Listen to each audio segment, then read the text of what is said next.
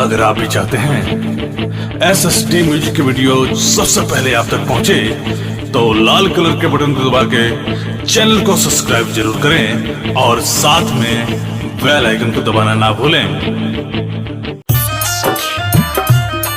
Presented by SSD Music.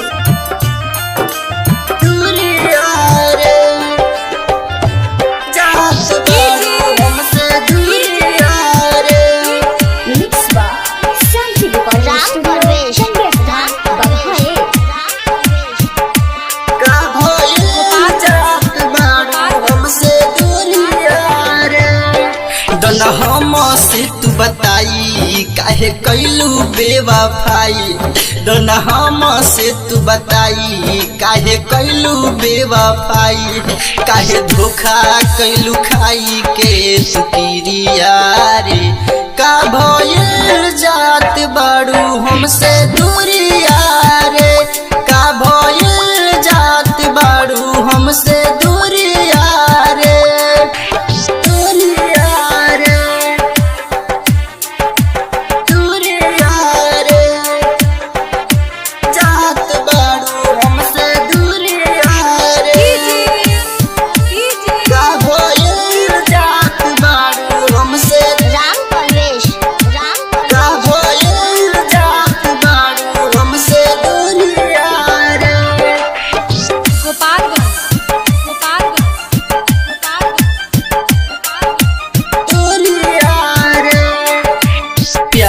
हमके काहे सिखौलू हमरा ना रहलू रे, हमके छोड़ के जात बाड़ू कके मजबूर रे, कके मजबूर रे, कके मजबूर रे। प्यार हमके काहे सिखौलू हमरा ना रहलू रे, हमके छोड़ के जात बाड़ू कके मजबूर रे।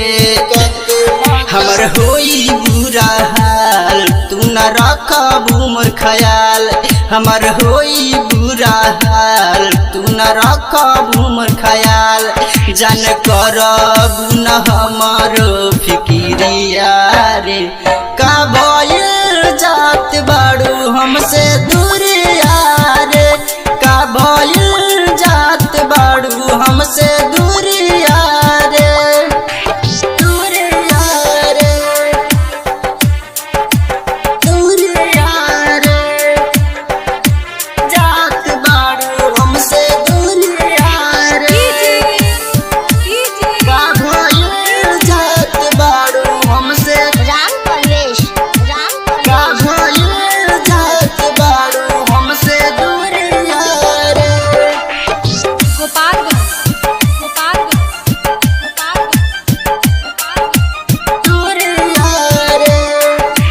राइटर बिपिन झमन कहे जैबू ससुराल में, छोड़ के हमके जैबू तो हम रहेम कवना हाल में, रहेम कवना हाल में, रहेम कवना हाल में। राइटर बिपिन झमन कहे जैबू ससुराल में, छोड़ के हमके जैबू तो हम रहेम कवना हाल में।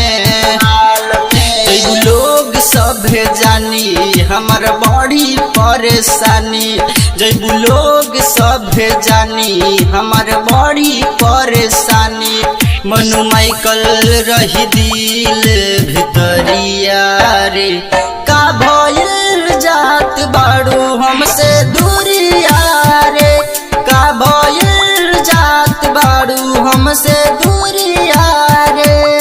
दोना हमसे तू बताई काहे कैलू बेवफाई, काहे धोखा कैलू खाई के सुकिरिया रे, का भइल जात बाड़ू हमसे दूरिया रे, का भइल जात बाड़ू हमसे दूरिया रे। शांति रिकॉर्डिंग स्टूडियो चंडी स्थान बघाए।